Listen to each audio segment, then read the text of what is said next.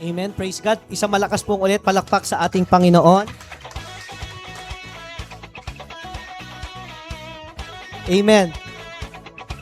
Are you excited today? Before we start, tatayo muna tayo ulit kasi para at least ma-refresh muna tayo at matanggal ang ating antok. Amen. Sige, babati tayo ng 3 tao. Sabihin mo sa kanya, hi! Sige po, maganda yung nasa left, punta sa right, right, punta sa left. Praise the Lord. Amen. Let's pray. Taas natin ang ating mga kamay. Lord, maraming salamat po for this wonderful day. Thank you, God, sa lahat po ng ginagawa mo sa amin. Kabutihan, Lord, and sometimes discipline. But Lord, we know that di ka patapos. Lord, marami pang mga miracles na paparating, Lord, sa aming buhay, sa simbahan mo, Lord, sa bawat isa, maging sa aming bansa. Lord, as we study your word, Lord, let your will be done.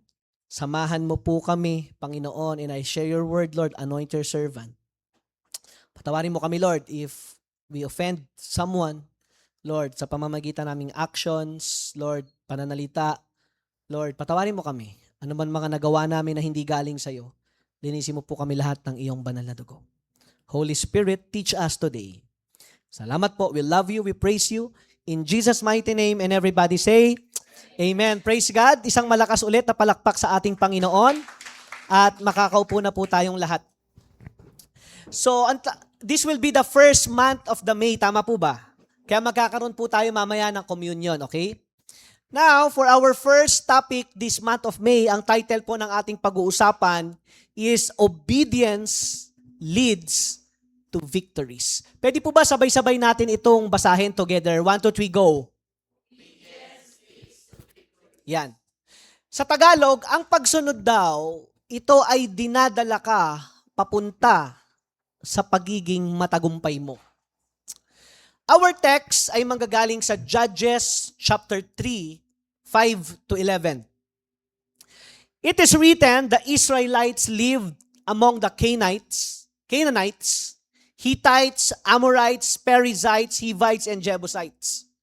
They took their daughters in marriage and gave their own daughters to their sons and served their gods. The Israelites did evil in the eyes of the Lord. They forgot the Lord their God and served Baals and Asherahs. The anger of the Lord burned against Israel, so that he sold them into the hands of the Cushan, Rishathaim, king of Aram Naharaim, to whom the Israelites were subject for 8 years. But when they cried out to the Lord, he raised up for them a deliverer by the name of Othniel, son of Kenaz, Caleb's younger brother, who saved them. The Spirit of the Lord came on him so that he became Israel's judge and went to war.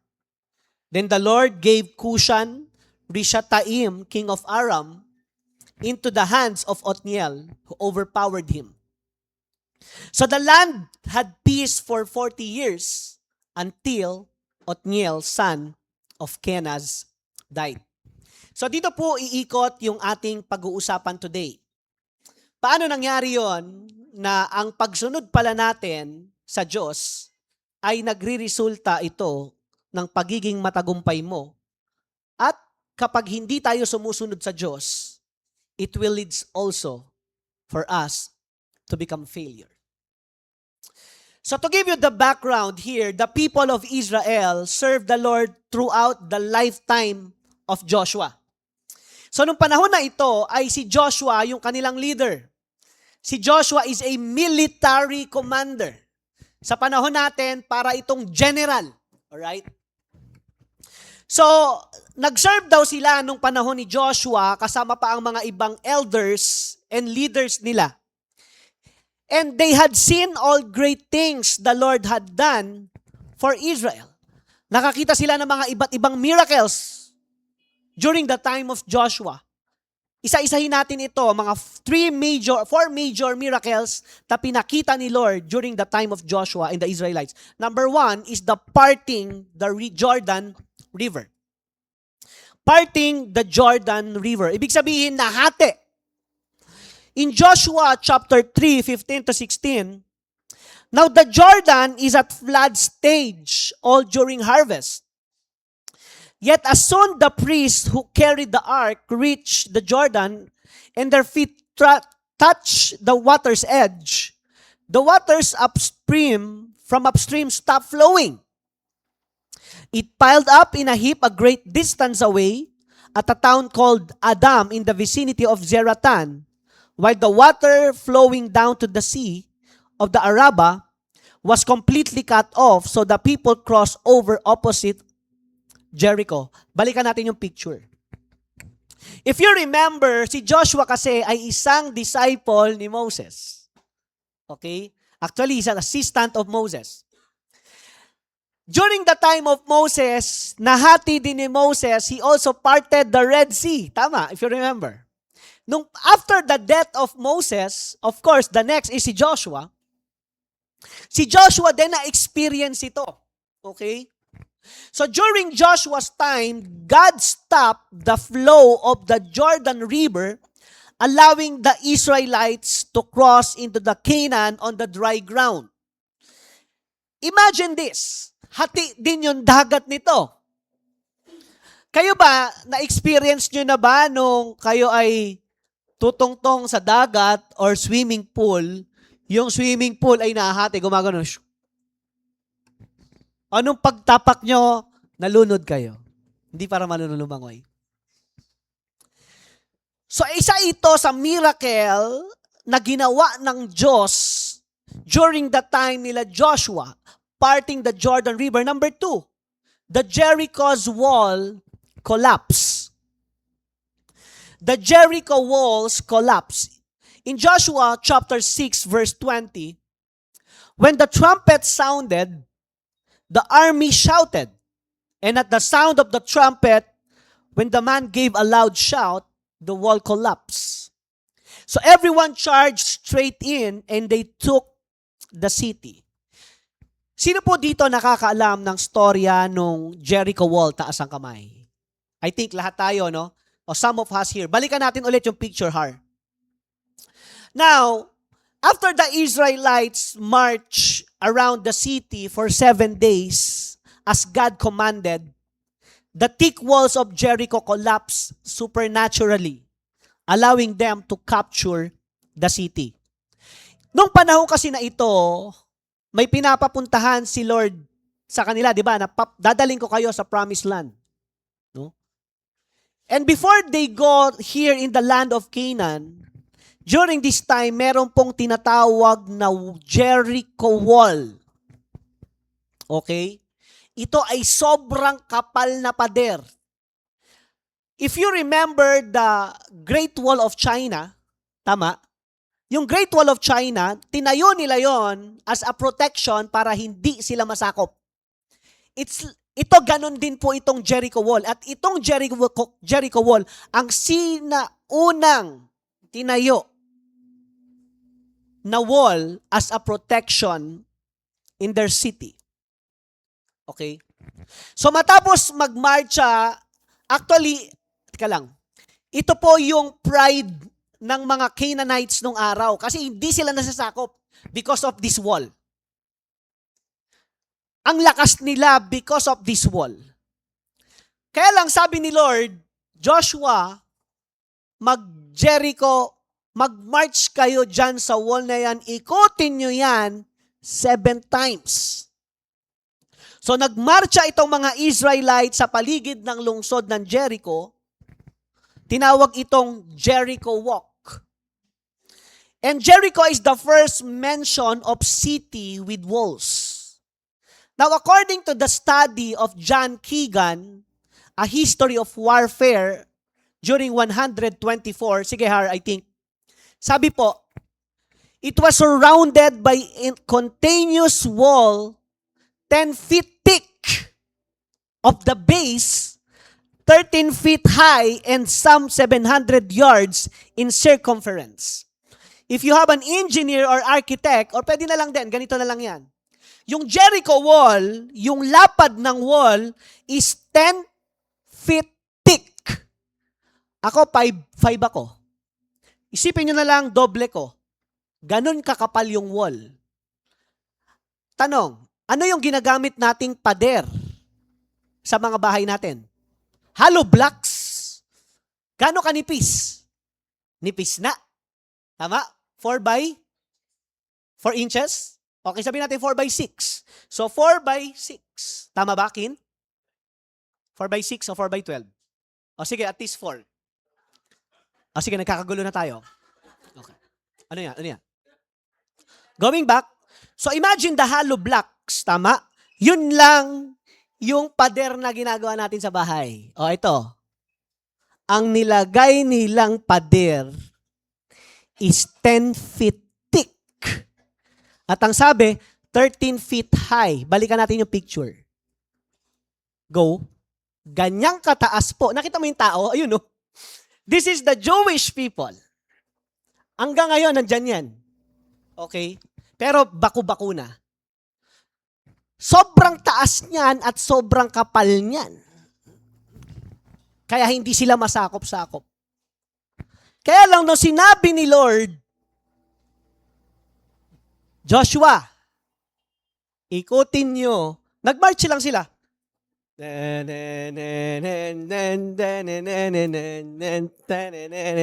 Ang galing no? Nagma-march lang sila 7 times around the wall. Tapos sabi ni Lord, sa ikapitong araw nyo, you shout.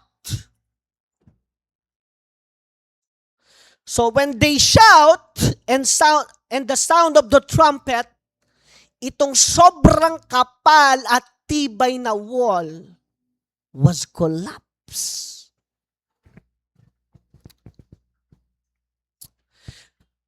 Third great things the Lord had done for Israel is the long day or sun standing still. Mahabang araw, mahabang araw. Joshua 10:13. The sun stood still and the moon stopped till the nation avenged itself on its enemies. As it is written in the book of Joshua, the sun stopped in the middle of the sky and delayed going down about a full day. Now, during this time, while battling with the Amorites, Joshua, gera po ito, no? Sakupan kasi nung araw eh. I think, maging sa panahon natin ngayon, may gera pa rin. No? Nung araw pala, meron na yan. So, nagkakaroon na sakupan, kaya lang masyadong intense daw yung laban. Joshua commanded the sun and moon to stand still, providing extended daylight to win the victory. So imagine, inutusan ni Joshua yung araw to stop. Alam mo, ito yung original na stop. Stop! May kilala ba kayo nagpapastop? Okay, na-stop na nga talaga. There was 2 explanations have been given for how this event occurred. Una, a slowing of the earth's normal rotation gave Joshua more time to battle with their enemies. Grabe to. Imagine mo, mapahinto mo. Grabing miracle ni. So according to the study, ito daw, may nagkaroon ng slowing of the earth's normal rotation. Pangalawa, some unusual refraction of the sun rays gave additional hours of light. According to the study din, pwedeng ginawang nag-additional parang time si Lord para mas mahaba yung araw. Tanong, ilang oras yung araw natin sa isang araw? Hindi. Yung sikat ng araw. 12? Sa Pilipinas, 12, no? Pero sa ibang bansa, sometimes 15, no? Matagal. Pero sa Pilipinas is 12.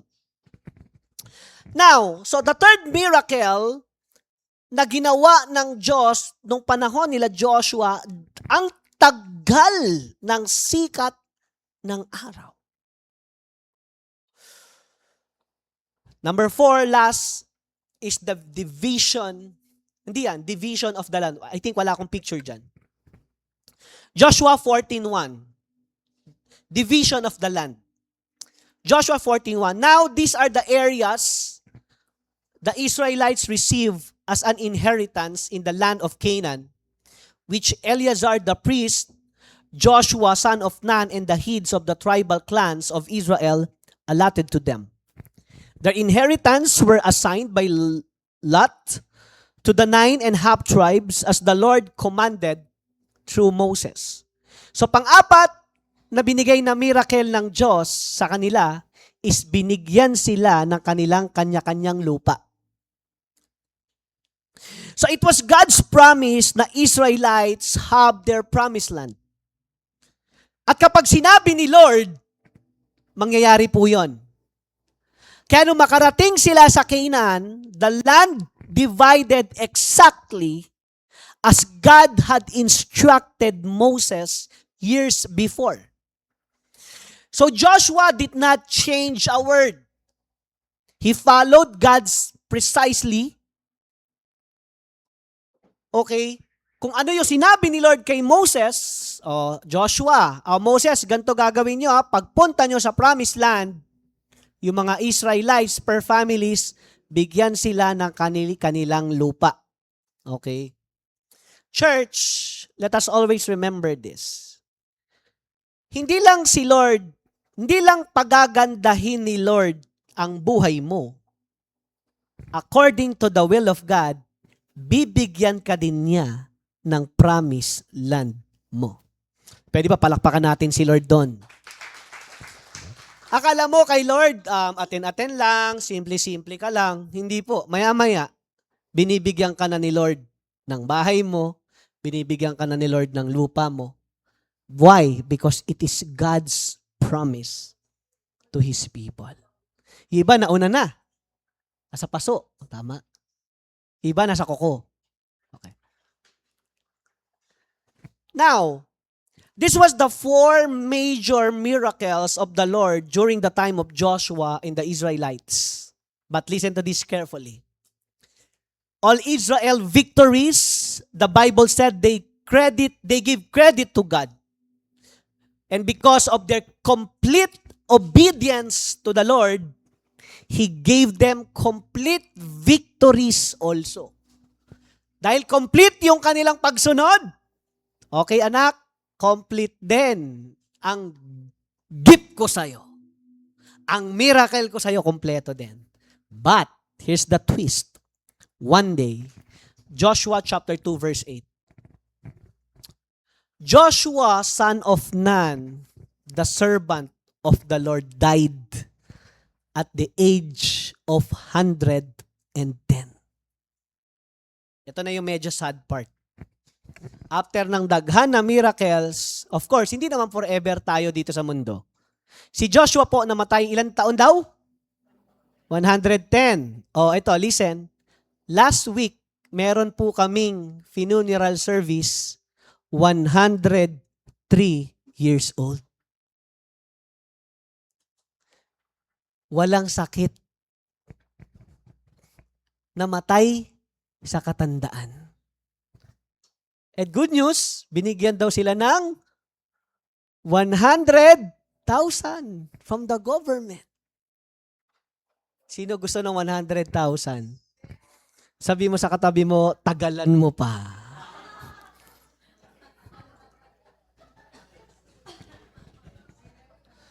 Now, sa pagkamatay ni Joshua, church, dito na papasok ang hindi pagsunod ng mga Israelites sa Panginoon.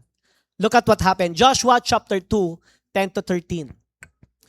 After the whole generation had been gathered to their ancestors, another generation grew up who knew neither the Lord nor what He had done for Israel. Then the Israelites did evil in the eyes of the Lord and served Baals. They forsook the Lord, the God of their ancestors who had brought them out of Egypt. They followed and worshiped various gods of the peoples around them. They aroused the Lord's anger because they forsook Him and served Baal and the Ashtoreths. So according to the Bible, after mamatay ni Joshua, dito na nag-disobey yung mga Israelites. Sabi, naglingkod daw sila kay Baal at sa Ashtoreth. Who is Baal? This is Baal. No? Baal po was the god of the storm and rains. He was taught to control vegetation and agriculture. Dito ngayon sila sumamba. Pangalawang sinamba nila is si Ashtoreth. Si Ashtoreth po was the mother goddess of love, war, and fertility. Now, because of these idols or false gods, nagkaroon po ng temple prostitution and child sacrifice were part of the worship of these Canaanites idols. These idols represent sensual, carnal, and immoral aspects of human nature. So yung mga Israelites na pinakitaan ni Lord ng miracle, hati ng dagat, matagal na sikat ng araw, ano pa? Division of the land, what else? Jericho wall collapse. Nung nawala na si Joshua, gumawa na sila ng kanilang Diyos-Diyosan. And according to the Bible, sige po, yung lalaki, tingnan natin yung lalaki. Si Baal. Si Baal po, ang ginagawa nila dyan, nagkakaroon sila ng child sacrifice while they worshiping this unknown God. Hindi ito God talaga, letter G, maliit lang siya na God kasi hindi naman talaga siya God. Isipin mo, sumasamba sila, yung anak mo papatayin. No. Yung new baby na nasa tiyan na hinintay mo for 9 months, sinasacrifice nila kay Baal. At tuwang-tuwa pa sila, naiiyak sila. Akala nila yun yung totoong pagsamba. Now, look at what happened. Of course, dahil yan na yung God nyo, sabi ni Lord, sumamba na kayo sa mga Diyos-Diyosan nyo. At tingnan mo ginawa ni Lord. The consequence and result of their disobedience. Ito na po yung resulta. Ayaw mo sumunod, ha? Okay. No problemo. No problem. Pero there's a consequence in the result. Here we go. Letter A. They caused the Lord to become angry. Verse 14a. In His anger against Israel. Question, church. Anong mangyayari kapag nagalit sa'yo yung magulang mo? Palo. Hanggang ngayon ba, palo pa din? Ha? Grabe yun ha, suntok ha. Ano yung iba? Grounded? No iPad. Diba? Yan lang ngayon mga panahon, no iPad. Si Nice medyo, terrorist, medyo may pagka-Girl Scout pa eh. Facing the wall. Nakaganon sila na siya, naka-face the wall. Okay. Ito next question. Anong mangyayari kapag may ginawa kang mali sa company nyo tapos nagalit yung boss mo? You're hired or fired? You're fired. Ano po? Football. Ano yung football? Fired, okay. O, ito naman, additional question. Anong mangyayari kapag may ginawa ka mali sa bansa at nagalit sa'yo yung president ng Pilipinas? Kayo na. O, ito last. Ano ang mangyayari kapag si Lord naman ang nagalit sa'yo?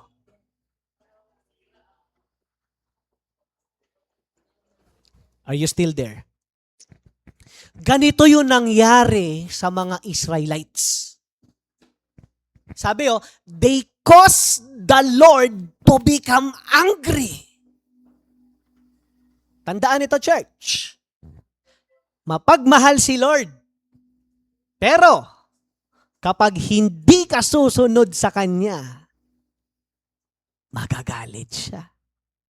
Ikaw nga nagagalit, si Lord hindi. So they caused the Lord to become angry. Letter B, what happened to them? The Lord gave them, ito naggalit na si Lord eh. The Lord gave them into the hands of raiders who plundered them. Ayun yung sumunod. Okay, ang ginawa ni Lord, binigay na sila ni Lord sa mga tulisan o masamang tao. Dati parang ganito eh. Come here, Eugene. Okay. Dito ka. Ako si Lord, kunyari, no? Dahil sumusunod ako kay Lord, parang ganito. Bata ako si Eugene. Parang ganito yan. Huwag niyong gagalawin to. Bata ako to. Anak ko to. Parang ganun yan. Kaya lang, isang araw, hindi na sila sumunod. Anong sabi ni Lord? The Lord gave them into the hands. Boys, raiders, go! Attack! Thank you, Eugene. Do you understand? Dati, sumusunod kayo, may protection, pero nag-disobey na, open na sila ngayon. No? Pumapasok na, dahan-dahan si Satanas. Ayun, no? The Lord gave them. Ayaw niyo sumunod? Devil, attack. Pwede pala yun. According to the Bible. Letter C, consequence. Ayaw nila sumunod. The Lord sold them to all their enemies. Kanina, binigay. Nagalit si Lord. Binigay na sila ni Lord. Bahala na kayo dyan. Letter C, binhenta na sila. Verse 14c, go. He sold them into the hands of their enemies all around, whom they no longer able to resist. Big sabihin, hindi mapigilan. So, binenta na sila ng Diyos. Kasi kung i-imagine natin, ano bang benefit ni Lord sa tao? Sige po. Ano bang ikaw, sa'yo, may benefit ba si Lord sa'yo? Wala naman eh. Tama? Ano bang meron na magagawa natin? Wala naman eh. God siya eh. Tama? So ayaw nyo sumunod. Okay lang naman kay Lord din yun. Sabi ko nga kanina, no problem dun. Letter D, sabi po, in all their battles, they always lose. Verse 15. Whenever Israel went out to fight, the hand of the Lord was against them to defeat them, just as He had sworn to them. So imagine this, sa kanilang mga battles, sa kanilang mga pagsubok, sa kanilang mga testing, sa kanilang mga concern sa buhay o problema, sabi, lagi silang talo. Isipin mo, makikipaglaban ka. Parang championship. Talo ka na kagad. Kahit anong galing mo, kahit anong pagbuti mo, sila ganon. Talo pa din. And last letter E, in verse 15b, they were in great distress. What do you mean distress? Ibig sabihin po, great distress, matinding paghihirap. Now, I have a question. Kayo po ba ay nai-experience din ito? Next question. Sino nakaka-experience nung 5 ito? Taas ang kamay. Yan. Nakalima. Parang ako yun, 5 sa akin lahat yun. Okay? Wala. Nakaka-experience siya ng 3. Yung 3 dyan, na-experience niya ngayon, taas ang kamay. Ay, wala. Meron. 3. Meron siyang na-experience na 1, taas ang kamay. Ayan, meron. So because of their disobedience, ako pong sakit nito. Actually, yung una na lang yung magalit sa'yo si Lord, tapos ka na Tama po ba? Okay lang yung magulang magalit sa'yo Mapiplease mo pa yung mommy. Sorry po, hindi ko na uulitin, promise. Next month na lang. Pero pag si Lord naghalit sa'yo, ako po. Now, bakit ba, pastor, ang isang tao hindi sumusunod sa Diyos at ito ay nagresulta ng sirang buhay? Or why does a person not obey God and this result in a ruined life? Tingnan natin nung panahon nila, bakit sila ba hindi sumunod at na-experience itong sirang buhay? Are you ready? Okay? Pwede ba kalabitin mo muna po yung katabi mo? Sabi mo sa kanya, Yan. Okay, una, bakit ba hindi sila sumunod? Anong nangyari? Ang ganda puro miracle Tapos isang araw, nung namatay si Joshua, nawala na, tapos nasira na yung kanilang buhay. Ano ba nangyari? Number 1.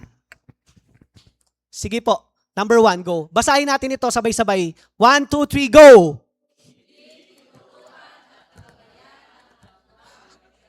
Okay. In other words, they were not taught and guided by the previous generation. Judges chapter 2, verse 10. Basahin natin. Ay, ako na lang po. After that whole generation had been gathered, ito na yung pagkamatay ni Joshua. Gathered. Another generation grew up who knew neither the Lord nor what He had done for Israel. So makikita natin, kasi generations come and generation go Tama? After ng medyo advanced in age sa atin, tayo naman, after natin, yung mas bata, after ng mga bata, mga baby, umiikot lang yung generation Tama? Hindi tayo, walang forever dito sa mundo. But the problem, kaya sila nag-disobey kasi hindi sila tinuruan. Hindi sila nagabayan ng unang generation. So each generation failed to teach the next generation to love and follow God. Yet, this was at the very center of God's law. Nakalimutan nila. Tingnan mo yung Deuteronomy na promise ni Lord sa kanila po. Nung panahon pa nila Moses. Hear, O Israel, the Lord our God, the Lord is one. Love the Lord your God with all your heart, with all your soul, and with all your strength. These commandments that I give you today are to be on your hearts. Impress them on your children. Sabi pa, talk about them when you sit at home and when you walk along the road. When you lie down and when you get up, Tie them as symbols on your hands and bind them on your foreheads. Write them on the door frames of your house and on your gates. So promise na ni Lord sa kanila ito na ituro nyo. Ipasa nyo, pag-uusapan nyo. Amen, mga parents dyan. Maganda yung bilang isang magulang o tayo rin, ngayon pa lang, no? Tinitraining na. Kaya nga tinuturuan tayo sa church. Amen. Lahat ng ating mga tinuturo no, naririnig, natututunan, of course, papasok sa'yo yan. Magkakaroon ka ngayon ng knowledge, magkakaroon ka ngayon ng wisdom. Alam mo na ngayon yung gagawin mo. Kaya lang, noong panahon nila, hindi sila tinuruan. Now, meron po ako nabasang blog from a successful entrepreneur by the name of Robert Kiyosaki. I think some of his book nabasa ko na, no, if you know the Rich Dad and Poor Dad. Sabi ni Robert Kiyosaki, never stop studying. The older I got, the more I realized how little I knew. Sabi niya, kapag ako ay tumatanda, mas nare-realize ko na mas gamay lang pala yung aking mga natutunan. At ang sabi niya, that's why I still take notes. Sino yung mga nagte-take notes dyan? Taas ang kamay. Hindi, matatalino yung mga talagang pag may mga sinasabi ako, nasa isip, nasa brain na, no? Hindi na kailangan mag-take notes, pastor. Hindi na. Lana. Meron na sa mata lang, nag-take notes na ako. But, iba si Robert Kiyosaki. Si Robert Kiyosaki still take notes. Sabi niya pa, that's why I still listen. Pero meron kayo nag-listen kayo, amen. Ang sabi pa, that's why I still learn. Sabi niya, most people stop learning the moment they leave school. That's when life start teaching the hardest lessons. O listen, sabi ni Robert Kiyosaki, karamihan sa mga tao, after nilang mag-aaral, hindi na sila nag-aaral. After nila makagraduate, hindi na sila nag-aaral. Hindi nila alam na after that school, yan daw yung pinakamahirap na mga lessons na matututunan mo. That's why never stop learning. So kapag hindi ka nagpatuloy mag-aral, wala kang maituturo sa next generation mo. And it is our responsibility to teach and guide our family. Amen. Because children learn so much by our example. Kami, nice, ginagaya na kami ni Nasha. Ginagaya na kami ni Pablo. Kung ano yung medyo ka-artihan namin, sorry. Kung ano yung aming mga reaction, nagagaya na nila. Pero ang cute pa, kasi ang liit pa eh. So the home is the first school of every students. And the parents is their first teachers and principal. Are you agree, parents? Ang bahay natin ang unahang eskwelahan. Kaya, ingatan nyo yan. Lalo-lalo na yung mga bisita. No? Ako, masyado akong friendly, nung panahon namin when I was in Quezon City, masyado akong friendly. Wala pa ako nito kay Lord. Ginagawang lahat na, yung aming bahay, party house. Di ko alam, yung mga kaibigan ko, nililigaw, puro kapatid ko, babae. Yung mga kaibigan ko, na mga bisita ko, na akala ko okay. Maya-maya, nililigawan na pala yung mga bata kong kapatid. Siyempre, lasing na kami. May mga nangyayari na pala na hindi ko nakikita. So, ingatan yun. Kayo, ganun din, mga pumupunta sa inyo. Mga ine-entertain natin. So number one, hindi sila tinuruan at nagabayan ng unang henerasyon. Number two, nahawaan. Sige, basahin po ulit natin to together. 1, 2, 3, go. Okay, ito po. Nahawaan sila ng kanilang mga kasamahan. Judges 2:12. They forsook the Lord, the God of their ancestors, who had brought them out of Egypt. They followed and worshipped various gods of the peoples around them. They aroused the Lord's anger. Church, tandaan po natin ito. Let's become aware sa mga taong nakakasama natin. Hindi masama makipagkaibigan, pero dapat may boundaries. Alam mo kung hanggang saan lang ikaw dapat. At alam mo din kung hanggang saan lang din sila dapat. Kung yung kaibigan mo ay ilalayo ka sa Diyos, better to leave them. Ulitin ko. Kung yung mga kaibigan mo ilalayo ka sa Diyos, mas maganda na lumayo ka na sa kanila. Para may lumalayo na dito. Pero yung kasama mo na hinahatak ka sa Diyos, alam mo po, yan ang totoong kaibigan. Pwede ba palakpakan mo naman yung kaibigan mo na yan? Now, according to psychology influence, nung sinearch ko ito, ang mga tao daw ay nahahawa o nai-impluwensya, unang-una, go, by liking. Go. Liking. Liking, it's like people are more likely to be persuaded by individuals like. Ikaw pala nai-impluwensyahan ka o nahahawa ka ng mga taong parang okay din sa'yo. Tama ba? People are more likely to be persuaded by individuals they like. Hindi mo naman magugustuhan yung hindi mo gusto. Tama? Hindi ka naman makikisama kung hindi mo gusto.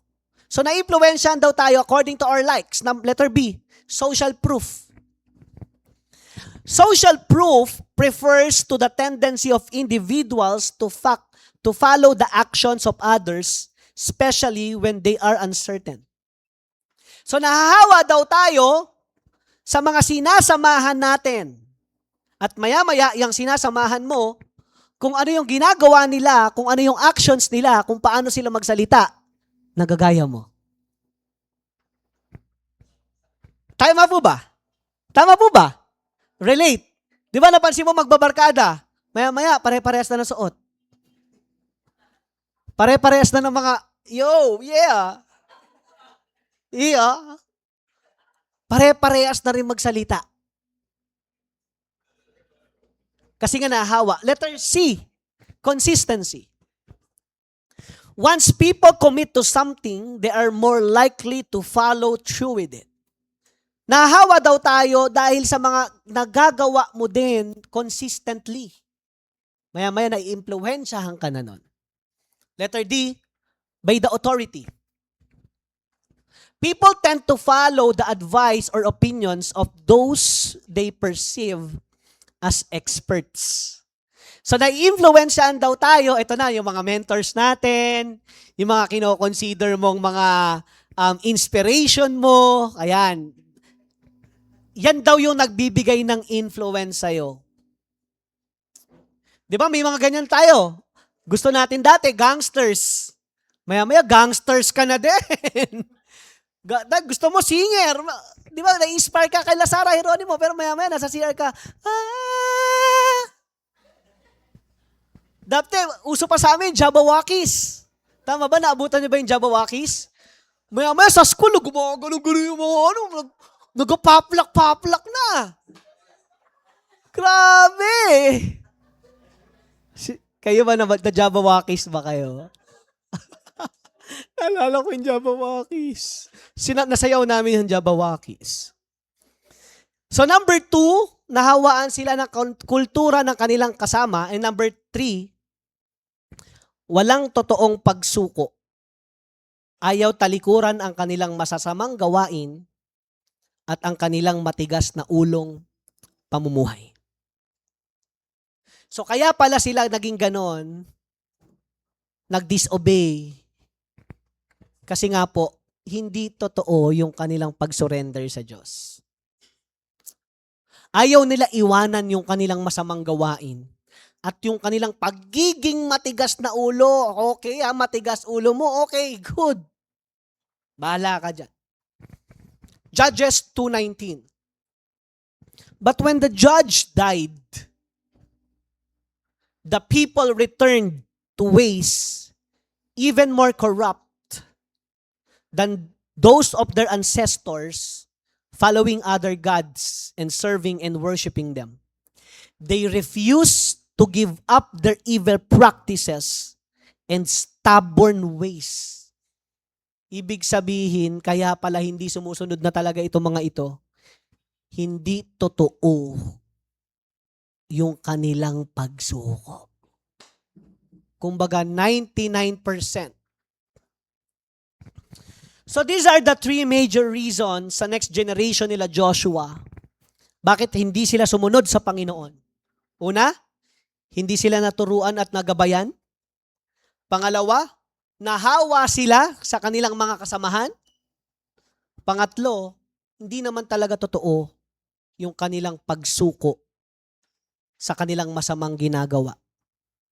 Matigas pa rin ang kanilang ulo. Now, I have a question to you.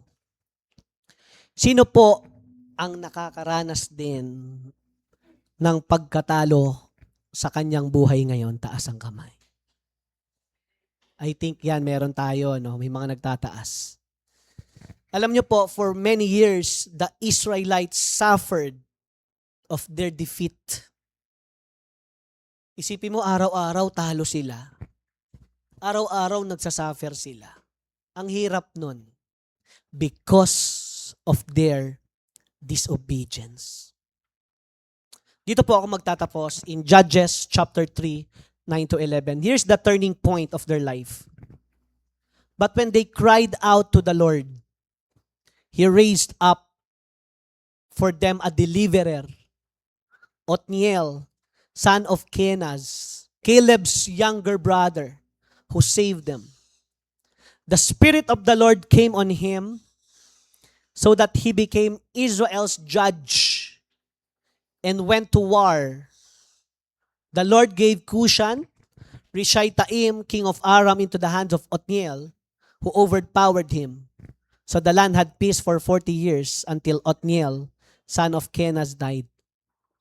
So matapos ng hindi nila pagsunod at sunod-sunod na masakit na experience sa buhay, matapos ang kanilang pagkatalo, question, nakabawi ba sila? The answer is yes. Ito yung maganda kay Lord. After ng, ayan na, masasakit na nangyari sa'yo, alam mo minsan si Lord, kasi sobrang tigas ng ulo natin eh. Tama. Sino dito aamin? Diba? Meron tayong ginagawa na gusto natin, tayo yung masunod eh. Well, because we have freedom to choose. Wala naman, okay lang din naman kay Lord yan. Kaya lang, like nga nangyari, no, nagkaroon ng consequence for how many years. Pero paano sila nakabawi at naging panalo ang kanilang buhay? How did they recover and turn their lives into victories? Isa munang malakas sa palakpak para kay Lord doon. 3 bagay po ang ginawa nila, paano sila nakarecover. Dito po ako magtatapos. Sige po. Number 1 is repentance. Everybody say 1, 2, 3, go. Repentance. Verse 9a. But when they cried out to the Lord. Yun na. Dumating na yung time. Ang ginawa ng mga Israelites, they cried out to the Lord. Ibig sabihin yan, sumuko na sila. Lord, ayoko na. Lord, suko na po ako. sila po ay nagpaka-humble na. At ang sabi, they cried out. Umiyak na sila.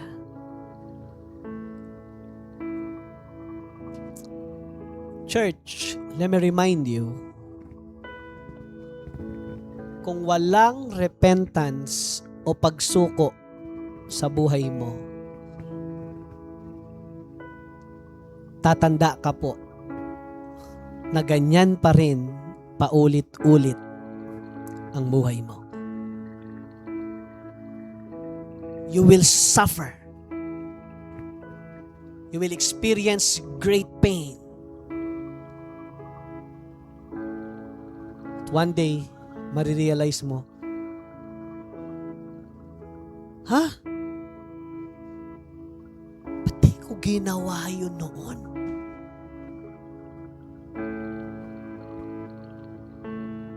That's why God is telling you right now, anak, gusto mo ba ulit maging panalo yung buhay mo? Gusto mo ba ulit mabangon ang pamilya mo? Gusto mo ba ulit maging successful yung future mo? Number 1 is repent. Number 2, God appointed new leader to save them. God appointed new leader to save them. Kasi namatay na nga si Joshua, wala na si Joshua. Ang ginawa ni Lord, nag-appoint si Lord ng bagong leader. Hindi self-appointed leader, Si Lord mismo, anak, okay, magtatawag ako ng panibagong leader niyo. Verse 9b, He raised up for them a deliverer, Othniel, son of Kenaz, Caleb's younger brother, who saved them. Yan ang maganda kay Lord. Hindi mo napansin sila Moses, after ni Moses si Joshua, after ni Joshua, ito na si Othniel, and the judges. Until today, naghahanap, si Lord pa din ang nag-a-appoint kung sino yung magiging leader natin. It was God's job to appoint leaders that will follow. Verse 10, The Spirit of the Lord came on him so that he became Israel's judge and went to war. The Lord gave Cushan-Rishathaim, king of Aram, into the hands of Othniel, who overpowered him. Now, it is important to follow God-appointed leader. Pero, dapat spirit-filled. Kasi sabi doon, no? Spirit of the Lord came on him. Kaya naman hindi sinusunod ng mga Israelites yung mga judge Kasi nga, hindi naman din spirit-filled yung leader. So, spirit-filled leaders followed by spirit-filled people. Pero kapag hindi spirit-filled, magiging devils-filled. Or, emotional filled. Kay Lord, hindi pwede yung gano'n, yung emotion mo. Hindi, ako na. Walang hindi gano'n kay Lord. Kaya nakita mo si David, nung pinili si David. Sabi ng mga kapatid niya, hindi, ako next. Hindi gano'n. Hindi tayo yung mamimili ng leadership. Si Lord lagi namimili ng leader. Kapag devils filled ang isang leader, ito na lang, sa isang leader ng isang bansa. Kapag hindi spirit-filled, ano mangyari? Gulo. So, nung nag-appoint si Lord ng bagong leader nila, sabi, the Spirit of the Lord came on him. That's why it's important We follow leaders, but they are spirit-filled. At ikaw, di mo alam, gagamitin ka ni Lord one day. Not only in the church, but also in your school, in your family, in your community, pwede din in our country. Hindi natin alam what will happen to the future of the person beside you. Tingnan mo yan ngayon. Yan. It's like a normal. Pero kapag yan pinuspos ng Diyos, mag-iiba yan. And last, number 3, paano sila nakabangon? Is the Lord gave them victory. Sige, palakpakan natin si Lord dyan. Verse 10b, the Lord gave Cushan Rishataim, king of Aram, into the hands of Othniel, who overpowered him. Church, listen. Yung victory mo, hindi manggagaling sa'yo. Yung pagiging panalo sa buhay mo, hindi yan manggagaling sa'yo. Just like what happened to the Israelites. Kaya sila nanalo na. Kaya sila nakabangon na. Kaya nagumanda na din lahat ang kanilang buhay. It is because the Lord gave them victory. Judges 3:11. So the land had peace for 40 years. Wow. Imagine mo yung bansa walang corrupt, peaceful, until Othniel, son of Kenaz, died. Church, wag mong maliitin ang pagsunod sa Diyos. Kung may nagdi-negative sa'yo o nagpapahinto sa'yo, hindi sumunod sa Diyos, you stop it. Why? Kasi yung pagsunod mo sa Diyos, yan ang magdadala ng panalong buhay mo. And that is, obedience leads to victories. Isang malakas na palakpak sa ating Panginoon. Tatayo po tayong lahat and we will all pray. Hallelujah.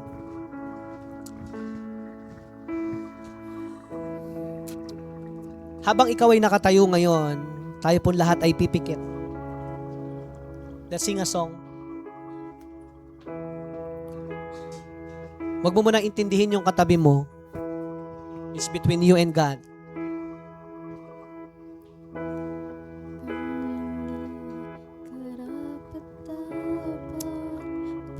Alam mo,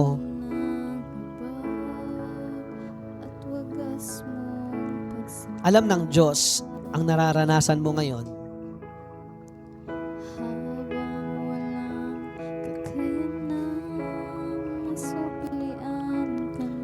Nakikita ng Diyos lahat ng sufferings mo.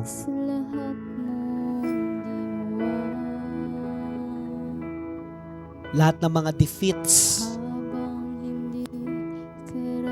sa buhay mo.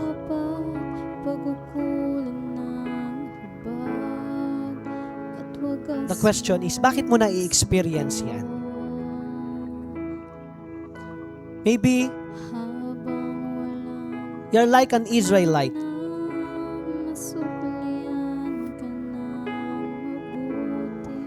Someone here, hindi ka naturuan kung ano ba talaga yung totoo.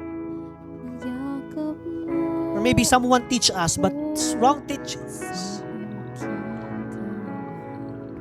Kaya ikaw yung nakaka-experience ng hirap ngayon.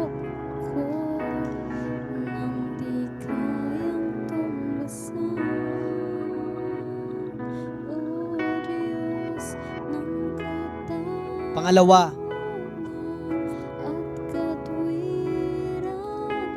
nahawa ka sa mga tao na nasa paligid mo. God is reminding you today, anak, hindi naman masama makipagkaibigan. Hindi masama sumama sa iba. Believers and non-believers.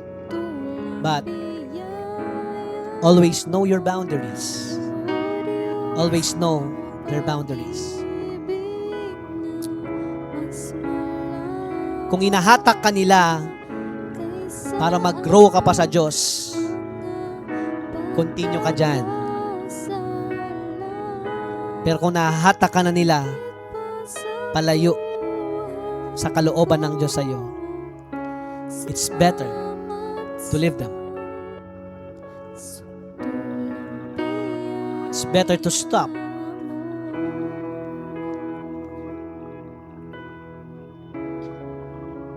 Alam mo naman yan, kasi ikaw ang nakaka-experience ng buhay mo. May mga tao ba sa paligid mo na nadidrain ka kapag kasama mo sila? Refrain. Or maybe, may mga taong laging nagbibigay ng encourage sa'yo. Nai-inspire ka. Lumalakas ka, na-encourage ka. Yes. Be with them. Sama ka sa kanila. You join them. And third,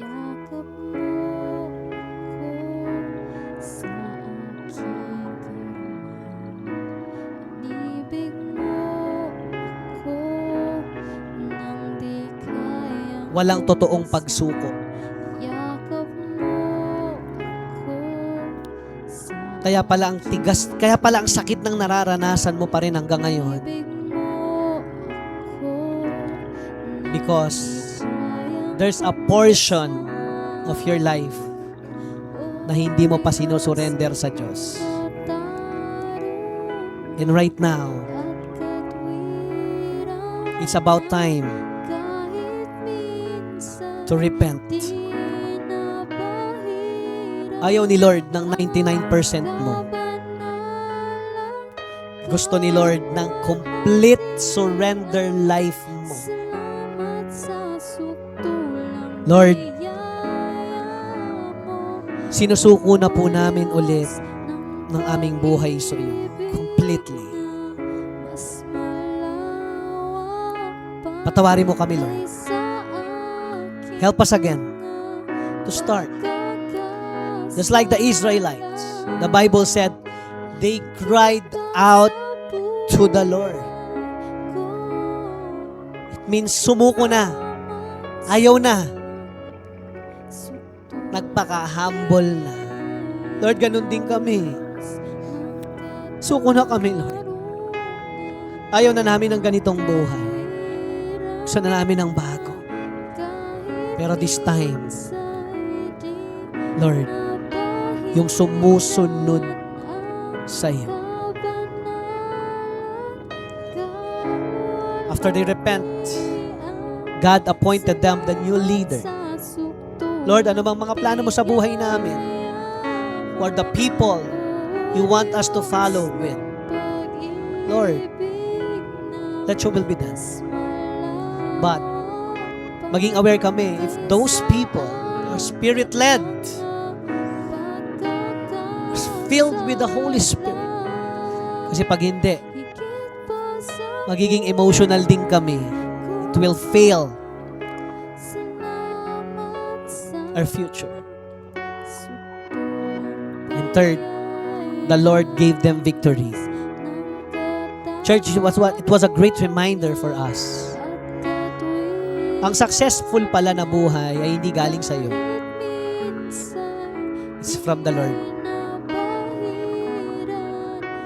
May effort din, pero mas malaking percentage galing sa Diyos. At kung gusto mo yan, all you need to do is complete surrender your life to Jesus. Hallelujah. Now I give you time to pray. Ano yung nararanasan mo ngayon? May pride pa ba sa buhay mo? May matigas pa ba dyan sa puso mo? Surrender it right now to God. In the name of Jesus. Hallelujah. Sige, surrender. Surrender, surrender. Lord, surrender namin ang family namin sa iyo. Ang trabaho namin sa iyo. Ang aming negosyo sa iyo. Ang aming pamilya, ang aming mga anak. Aming eskwelahan, ang aming future. Take full control of it, Lord. Our finances. Our relationship. In the name of Jesus. Our ministry. Hallelujah. Thank you, Lord.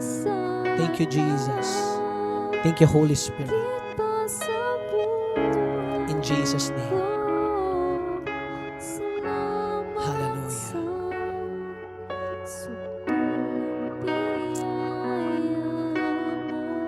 Thank you, Lord. Before we go to the breaking of the bread, do we have new friends today? Okay? Sige, let's welcome our new friends. Palakpakan naman natin. Sige po, can you come forward here? We will pray for you. Praise God. Sige po, palakpakan natin sila ulit. Sige po, dito po kayo, sir. Yan. Face po kayo sa ating church. Okay. Can we lay our hands to them? Sige po. Lord, maraming salamat po for our new friends here. Lord, we pray that you guide them. Lord, in all that they do, Lord, be the center of their lives. And Lord, if someone, Lord, sa kanila na hindi ka pa ina-accept as their Lord and personal Savior, susundan niyo po ako sa panalangin ng inyong buong puso. Sabihin niyo, Jesus, patawarin mo po ako sa lahat ng aking mga sala. Simula ngayon, tinatanggap kita bilang aking Diyos at tagapagligtas. Ikaw na po ang magpatakbo ng aking buhay, ng aking pamilya. In Jesus' name. Sige po, palakpakan natin sila. Amen. You can go back to your respective seats. And right now, while singing the song, pamigay mo natin ating breaking of the bread. Please.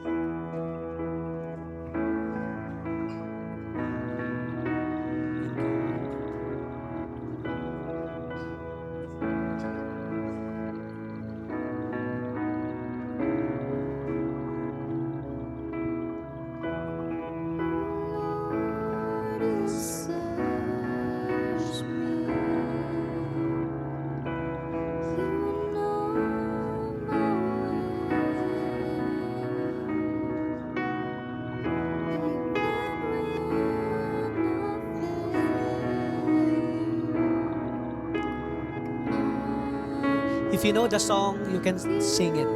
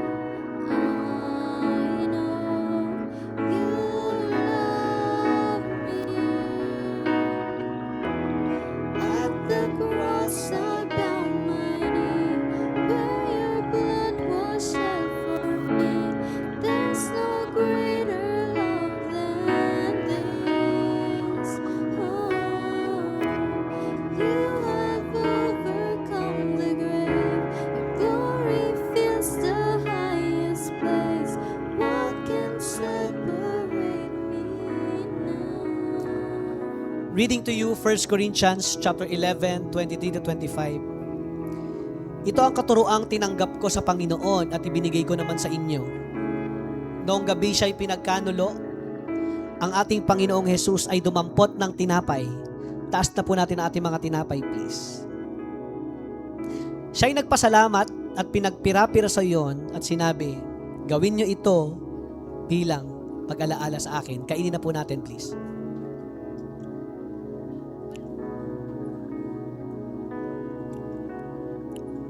Matapos maghapunan, dumampot din siya ng kopa. Taas na po natin ating mga cups, please. At sinabi, ang kopang ito ay ang bagong tipan ng Diyos na pinagtibay ng aking dugo.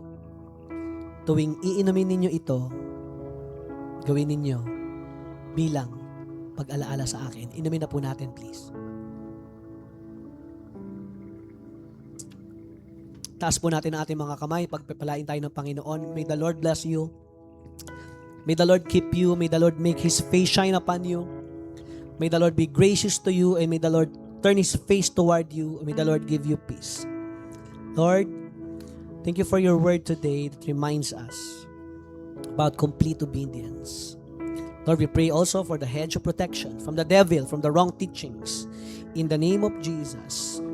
We pray for also, Lord, sa aming mga tinatrabaho, pinupuntahan ng aming mga paa, tinatrabaho ng aming mga kamay.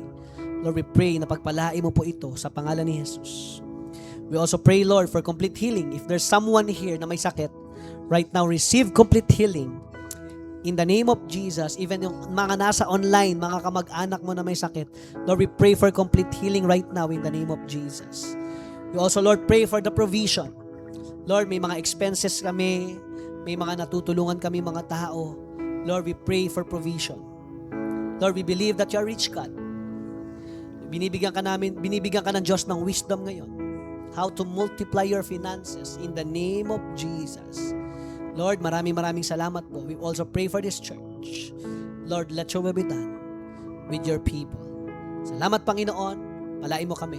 Thank you, God. We bring back all the glory, honor, and praise in Jesus' mighty name.